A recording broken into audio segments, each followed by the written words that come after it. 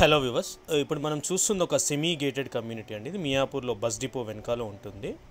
ఇందులో మనకు ఒక 2 BHK ఫ్లాట్ అయితే వచ్చింది. New 2 BHK flat. ఇది 1 year old construction. So video ఎక్కడ స్కిప్ చేయకండి, ఫుల్ డీటెయిల్స్ మీకు వీడియోలో ఎక్స్ప్లెయిన్ చేస్తాను. కమ్యూనిటీ మాత్రం చాలా బాగుంటుంది. అంతా ఎంట్రన్స్ అండి. ఇది సెక్యూరిటీ రూమ్.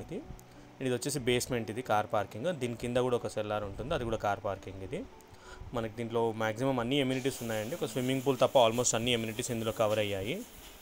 సో ఇక్కడ పక్కన వచ్చేసి మనకు kids play area and landscaping ఉంది. ముందర బ్యాడ్మింటన్ కోర్ట్ కూడా ఉంటుంది అండ్ వాకింగ్ ట్రాక్, జిమ్ ఉంది, యోగా స్పేస్ ఉంది. సో ఇదంతా కార్ పార్కింగ్ అండి. కార్ పార్కింగ్ కూడా చాలా స్పేషియస్గా ఉన్నాయి. XUV వెహికల్ పెట్టుకునేలాగా ఉంది స్పేస్ కూడా.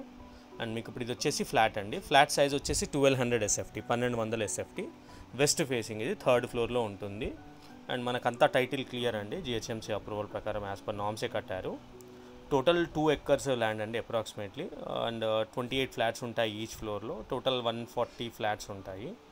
అండ్ దీంట్లో మనకి ఎమ్యూనిటీస్ అయితే మల్టీపర్పస్ హాల్ ఉంది, జిమ్ ఉంది, yoga and children's play area, badminton court ఉంది, 2 level కార్ పార్కింగ్ ఉంటుంది, జనరేటర్ ఉంది అండ్ 6 lifts ఉన్నాయి మొత్తం ఎమ్యూనిటీ లైక్ అపార్ట్మెంట్ అంతా కలిపి.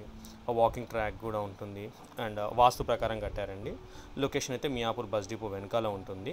అండ్ మియాపూర్కి అప్రాక్సిమేట్లీ మనకు 2 kilometers ఉంటుంది. హైటెక్ సిటీ 9 kilometers ఉంటుంది.